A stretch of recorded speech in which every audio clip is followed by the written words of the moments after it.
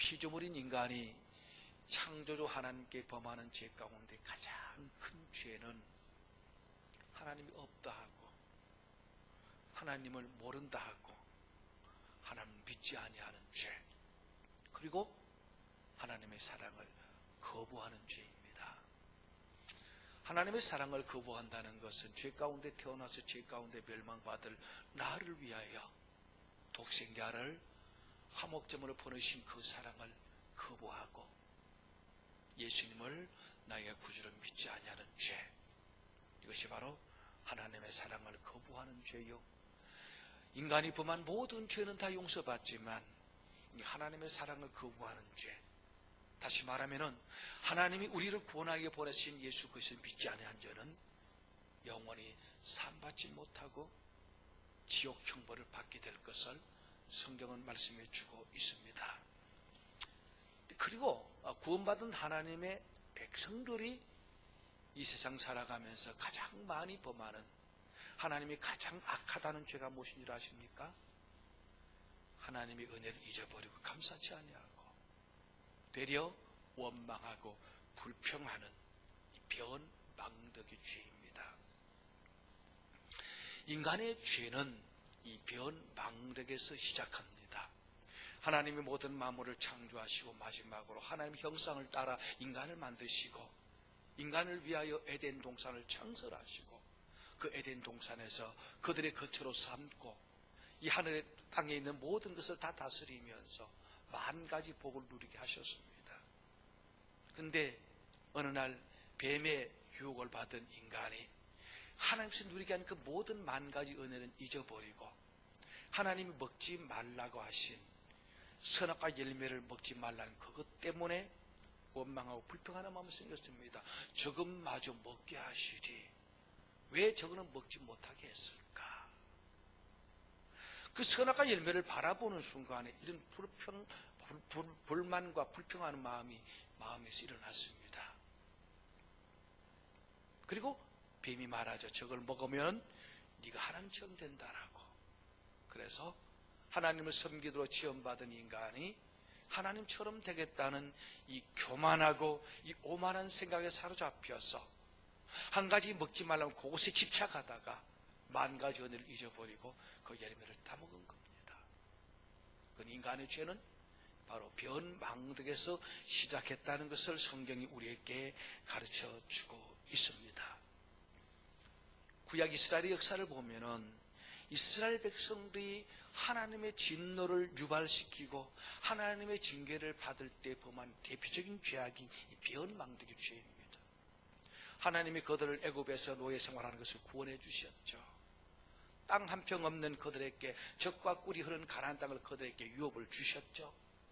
그 척박한 땅에 이른 비와 늦은 비를 내리셔서 비옥한 땅을 일구시고 풍성한 복을 누리게 하셨습니다.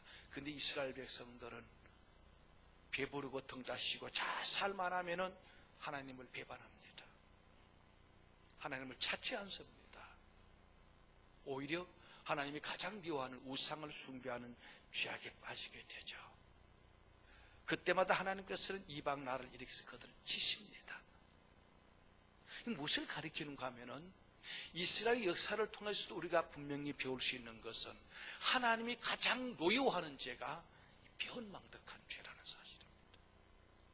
은혜를 악으로 갚고 선으로 악으로 갚는 죄, 이 죄가 가장 하나님이 미워하는 죄입니다. 인간관계 속에서 우리는요 이런 변망덕의 죄를 많이 범하고 있습니다. 이를테면은 날 낳으시고 길러주시고 공부시키려고 어머니는 먹고 싶은 것도 안 먹고 입고 싶은 것도 못 입고 천심전력해서 자식을 뒷바라지 키워줬는데 부모님이 나이가 들어서 기력이 쇠하면은 젊었을 때는 날 위해 수고하신 그 부모님을 잘 섬기하던 것이 인간의 도리인데 나이 많으신 기력이 쇠하신 부모님을 무거운 짐으로 여깁니다. 서로 모시지 않으려고 합니다. 조금 아파 누워있으면 빨리 죽었으면 좋겠다라고. 부모가 조금 잘못한 것을 야단치면 눈 부릅뜨고 대들면서 내게 뭘 해줬느냐고 반항하는 호로새끼들. 하나님이 가장 미워하는 죄입니다. 그뿐입니까? 선생님들은 학생들이 잘 되라고 지도하고 가르치고 잘못된 것은 고치라고 야단도 칩니다. 근데 요즘 학생들은 선생님께 대듭니다. 조금 야단 치면은 선생님도 욕합니다. 멱살 잡고 후려칩니다. 이런 변망덕한 인간들이 어디 있습니까? 우리가 세상에 살아가면서 우리는 홀로 살 수 없습니다. 많은 이웃들의 도움을 받고 삽니다. 그런데 그 이웃에 대한 감사할 줄은 모릅니다. 요즘 우리 인간관계는 다 원수지간입니다. 서로 미워하고 다투고 층간소음 때문에 올라가서 살인을 범하는 악한 시대를 살고 있습니다. 목회를 하면서 가장 가슴이 찢어질 때가 언제랍니까? 예수도 모르는 사람 전도해서 예수 믿게 하고 신앙으로 양육하고 복 빌어주고 잘 들어가 빌어줬는데 직분도 주었는데 장로, 권사, 집사 직분도 주었는데 어느 날 말없이 조금 기분 나쁘다고 교회를 떠나버리고 등 돌릴 때 가장 가슴이 아픕니다.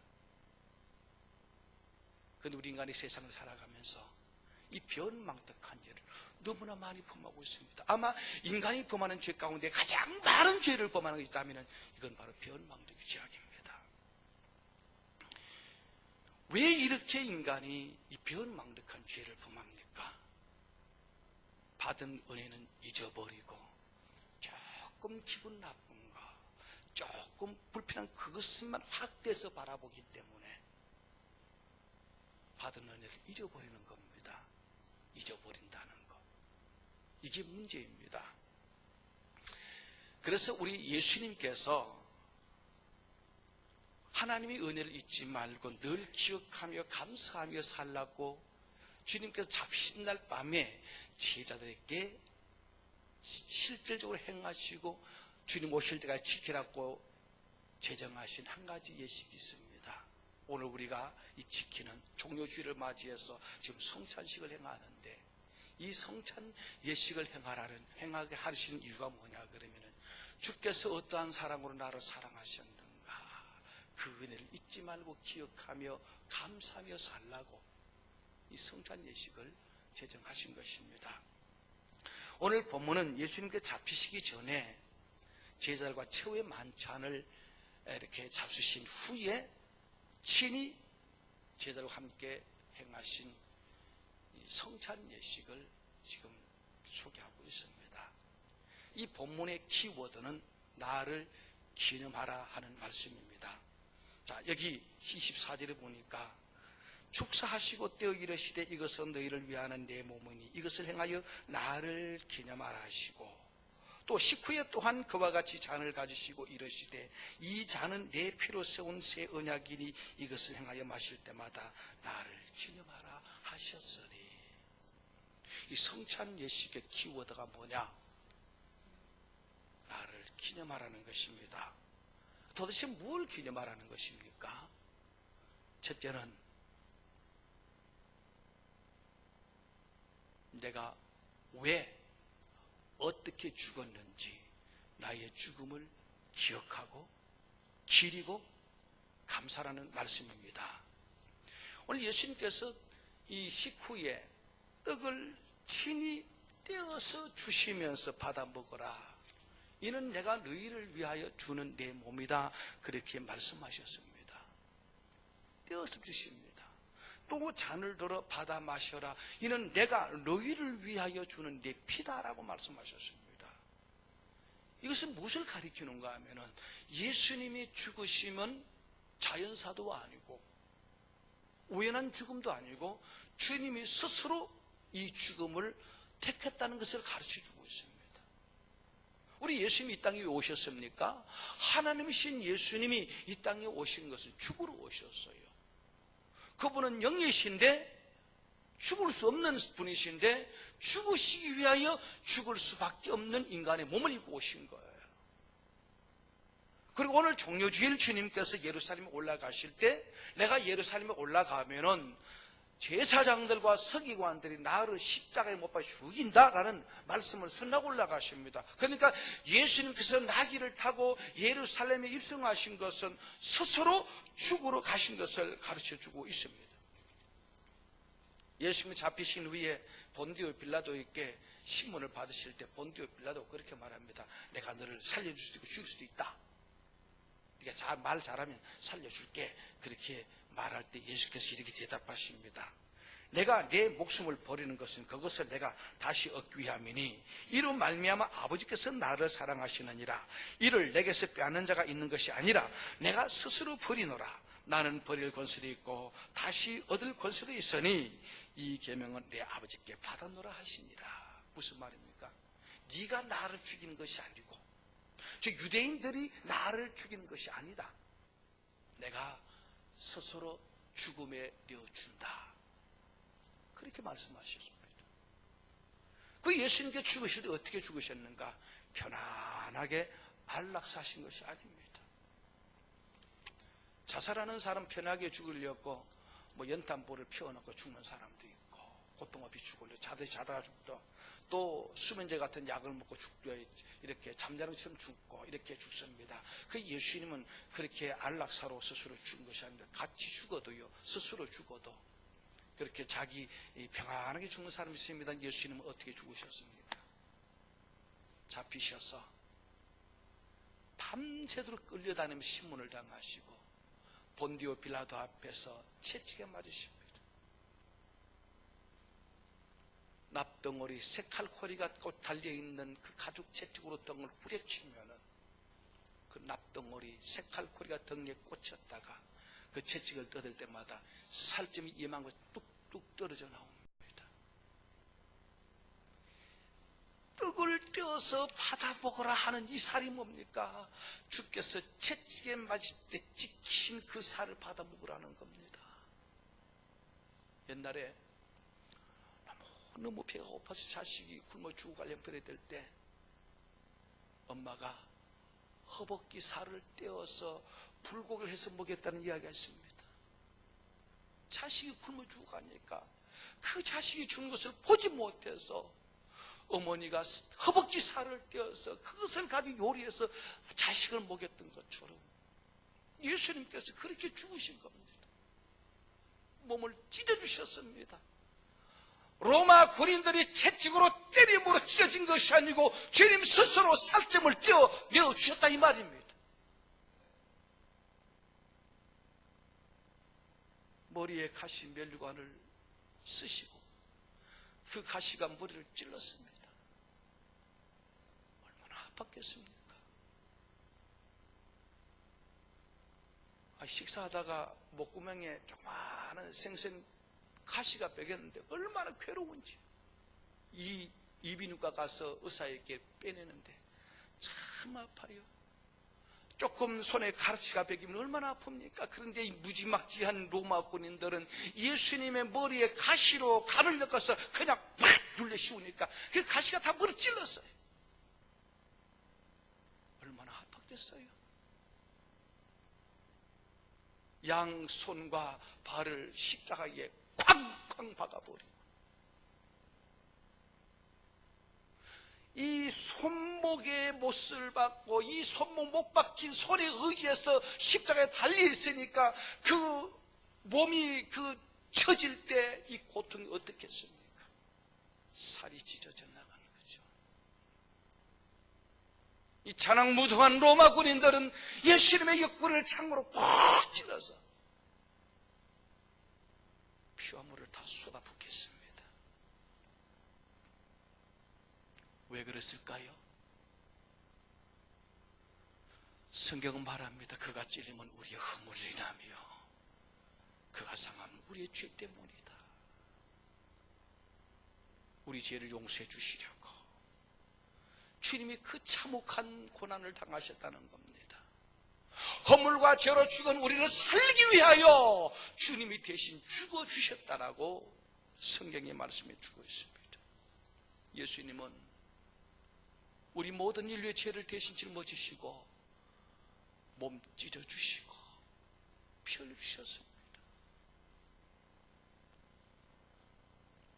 엄마가 아이를 얻고 사막길을 가다가 물을 얻지 못해서 아이가 목말라서 물 달라 하다가 숨이 넘어갑니다. 물을 구하지 못하니까 손가락을 깨물어 가지고 그 피를 입에 넣어서 자식을 살리는 이야기를 들어보셨습니까? 예수님은 허물과 죄로 죽었던 우리, 영원한 지옥행을 받을 우리들을 살리기 위하여 친히 자기 몸을 그 참혹한 고난의 죽음의 자리에 내어주셨다. 이것이 바로 성찬 예식을 의미하는 것이다. 그러므로 네가 세상 살아가면서 일을 행할 때마다 나의 죽음을 잊지 말고 기억해다오.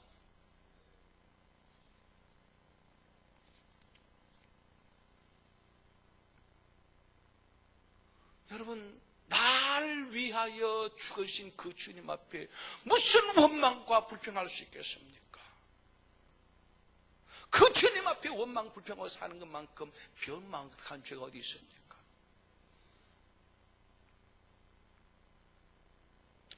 저도 목사이지만 인간이기 때문에 낙심이 되어서 하나님 앞에 기도할 때마다 탄식이 나올 때 있습니다.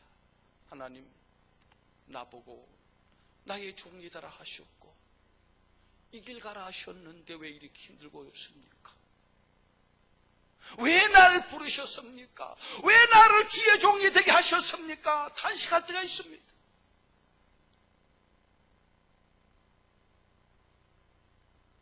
그런데 주님께서 제게 들려주시는 말씀이, 그래도 이놈아, 나 널 위해 죽어줬잖아.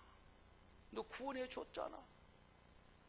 지금까지 그래도 내가 공급하는 걸 먹고 마시었고 네 자녀도 죽었지 않느냐.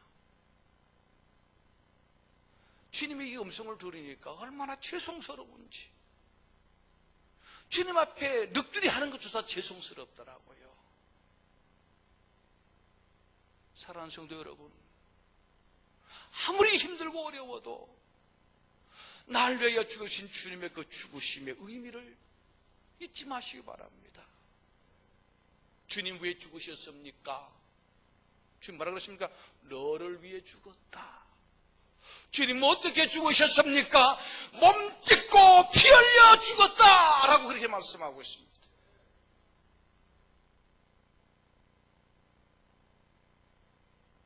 이것을 행할 때마다 나를 기념하라. 그래서 성찬 예식을 자주 해야 되는 거예요.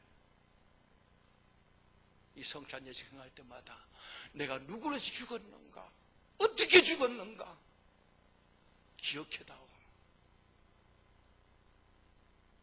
주께서 말씀하십니다. 또 나를 기념하라는 이 말씀은 나를 향하신 하나님의 변함없는 사랑을 기억하라는 말씀입니다. 25절 다시 보겠습니다. 식후에 또한 그와 같이 잔을 가지시고 이르시되 이 잔은 내 피로 써온 새 언약이니 이것을 행하여 마실 때마다 나를 기념하라 하셨으니, 이 말씀을 간략하게 줄이면은 내 피로 세운 새 언약을 기억하라 하는 그런 의미의 말입니다. 그 새 언약을 말씀하실 때는 옛 예약이 있음을 전제로 말씀하고 있습니다. 그럼 옛 언약은 뭐냐? 인류상 아담과 하나님과 체결한 언약인데 이것은 행위 언약입니다.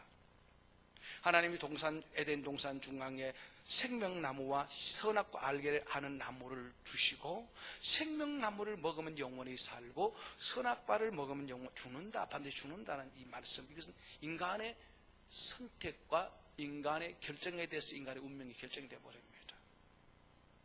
생명나무를 선택해서 그것을 먹으면 영원히 살고 선악과 열매를 따면 죽습니다. 이것은 인간이 선택하고 결정해 버립니다. 근데 인간은 뱀의 유혹을 받아가지고 선악과 열매를 따먹음으로 영적으로 죽었죠.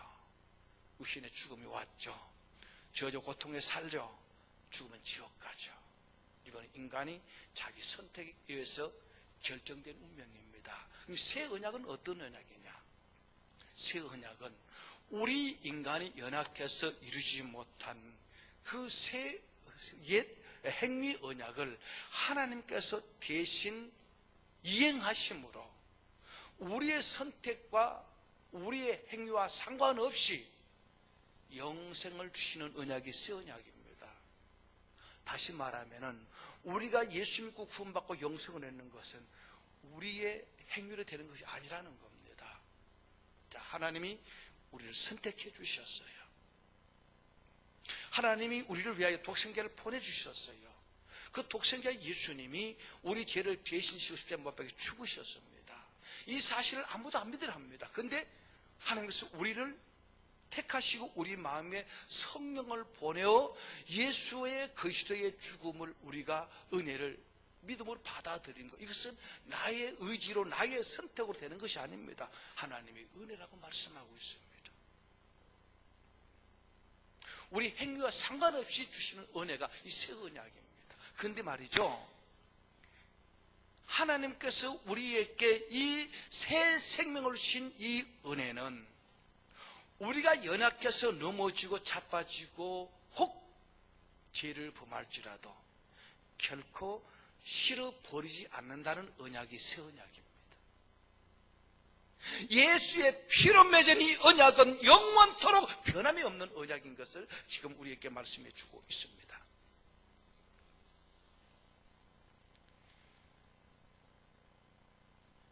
요한복음 3장 1절에 보면은 6월절 전에 예수께서 자기가 세상을 떠나 아버지께로 돌아가실 때가 이른 줄 아시고 세상에 있는 자기 사람을 사랑하시되 끝까지 사랑하시니라 말씀하십니다. 그리고 나서 예수께서 뭐라 하셨는가 하면 세족식을 행합니다. 세족식.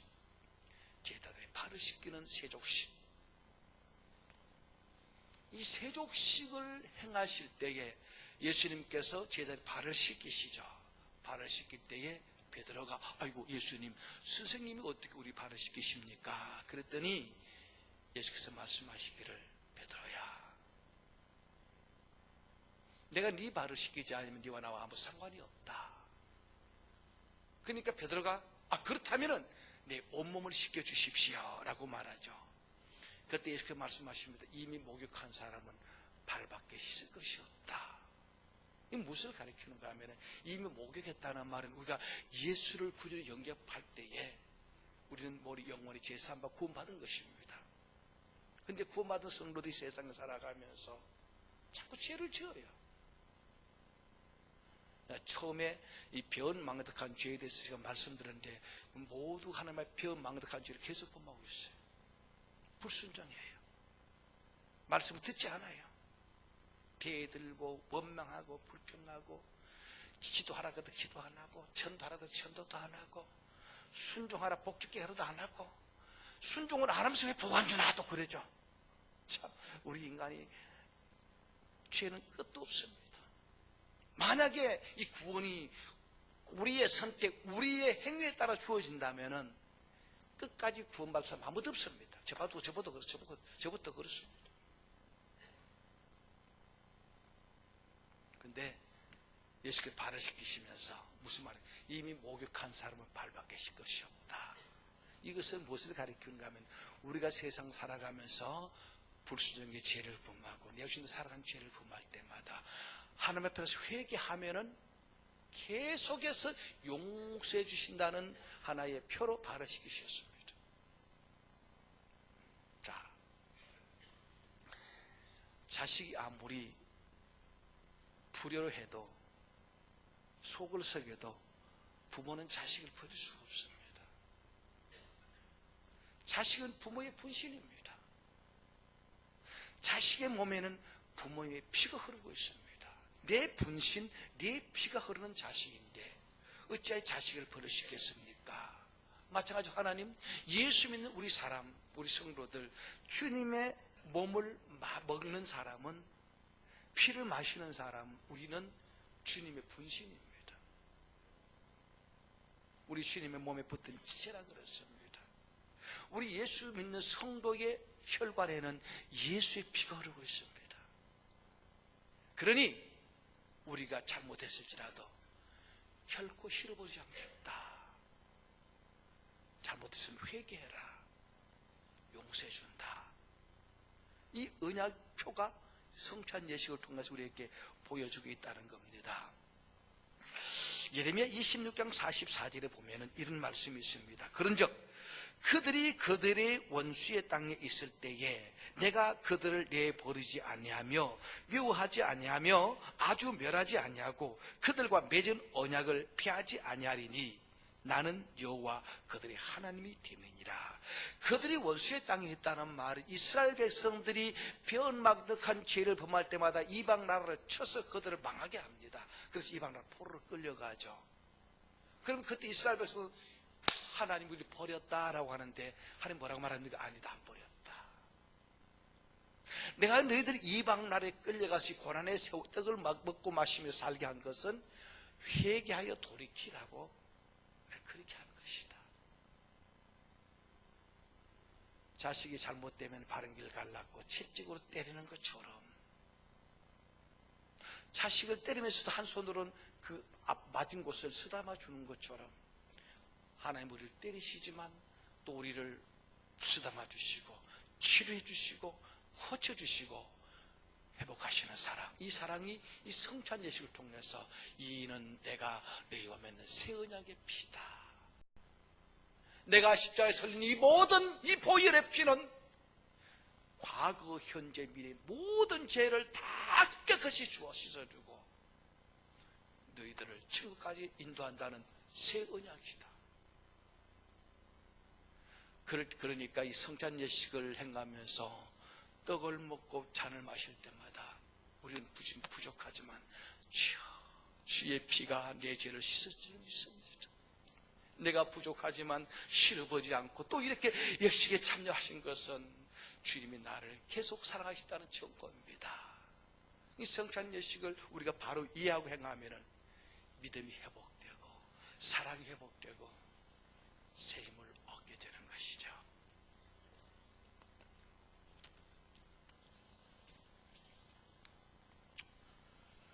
그래서 힘들고 어려울 때마다 여러분 꼭 기억할 것은 하나님은 여전히 나를 사랑하신다. 나와 함께 하신다. 며칠 전에 어떤 분이 제게 전화를 걸어왔어요. 참 너무 힘이 들었어. 그분이 교회 권사님이신데 제가 처음 개척했을 때 그분이 너무 힘들어서 병이 들었습니다. 그래서 제가 그분에게 늘 기도해 줘서 그분이 병에서 이제 나음받고 신앙생활 잘하고 그래서 그분이 이제 늘 이렇게 건강하게 생활하면서 참 비록 우리 교회에서 안 나오지만 저를 통해서 받은 은혜 잊지 않고 늘 해마다 저에게 꼭 감사를 해요. 며칠 전에 전화가 왔습니다. 5월달이 되었는데 감사의 달이 됐는데 목사님 잘 계십니까? 5월달에 한번 찾아뵙겠습니다 하면서 이제 힘든 얘기를 하더라고요.